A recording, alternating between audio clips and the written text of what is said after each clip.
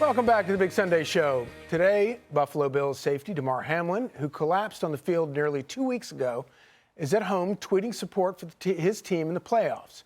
He posted this video with fans from a previous game and said, "My heart is with my guys as they compete today, supporting from home as I focus on my recovery." Yesterday, Hamlin visited teammates at the Bills practice facility, just showing how quickly he's making a miraculous recovery. And as a new op-ed in the Washington Examiner points out, it brought prayer back to the NFL. Rachel, give you a little bit from that op-ed. In an instant, America seemed to return to its religious roots, united in faith and zealous for the love of God and our fellow man. We can only hope that the remarkable resurgence of prayer and decency that swept the NFL following Hamlin's collapse is a sign of what's to come. Our children will be better off rooting for heroes who value something higher than themselves. It's so true. Listen, this kid's whole life is a pro-life story. So when his mom and dad were 16 years old when they had him, and they worked hard and they raised him in the faith, and he is a devout Christian kid, went to Catholic schools, and he says his whole life, he said, my whole life is my mom, my dad, and my little 7-year-old sibling, his little brother, and he is very openly Christian. And I think it's because he's such a great guy that people really rallied around him. And his recovery is truly remarkable. People who know about this stuff say he probably shouldn't have survived, or at least not recovered as quickly as this. And so, yeah, you know, there's a lot of people in our culture trying to take prayer out of American culture.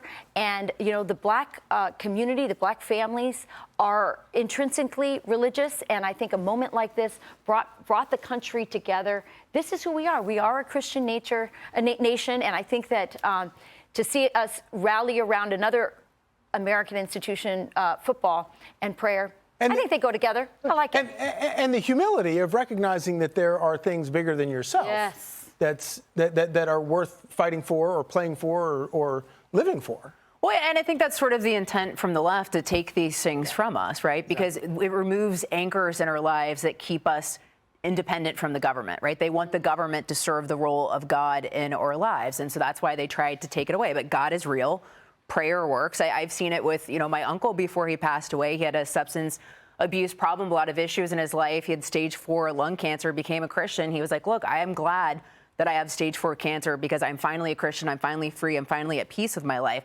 So I absolutely believe that God is real and that prayer works as well. And I think it's no secret that as we see this broader decline of religion in the country, we see more chaos, division, and evilness that is running rampant throughout society. It's kind of basic, isn't it? Yeah, yeah, exactly. You know, so is prayer going to help the Bills, like, maybe win a World Series? I think a World Series, boy, you don't really watch football, do you? I think it's a Super Bowl championship. World Series is baseball. Oh, right. Right. Yes. Oh, I thought you did that intentionally. I did. Oh, you did. Now, the Bills will win the Stanley Cup, no question about it. Look, this is also news about Damar Hamlin, because I was watching that game live, and this is just 13 days ago, and you see him just collapse, and then he's being administered CPR in the field. And you think two things. He's either going to die, or if he somehow survives this, he's going to have brain damage, because he's all the way at the field by the time they get him to the hospital, and they get enough oxygen to his brain and so on.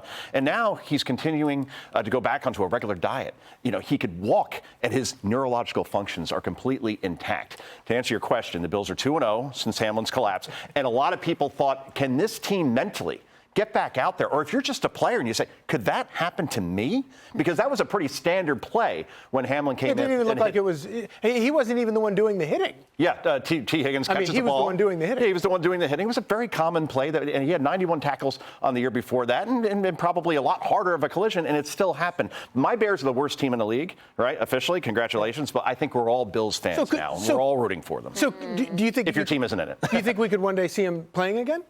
That is such a difficult question to answer. Can he mentally get back out there? Was this an anomaly, a one-time thing where a millisecond here and a millimeter there and it never happens? Will he say, all right, this was just a fluke and this is my life and this is how I'm going to support my family? Or will he say, you know what, I don't trust that this won't happen again?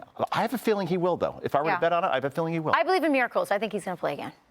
Wouldn't that be something? So that would be Yeah. awesome. Oh my! Yeah. I got to get a number 3 jersey. I think. Well, collection.